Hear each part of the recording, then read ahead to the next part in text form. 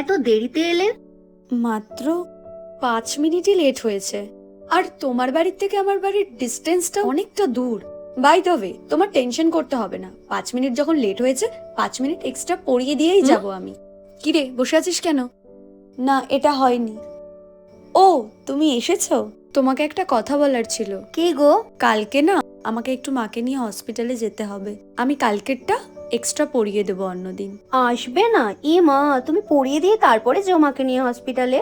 না, সেটা তো পসিবল না, কারণ ডক্টরের তো একটা নির্দিষ্ট টাইম আছে।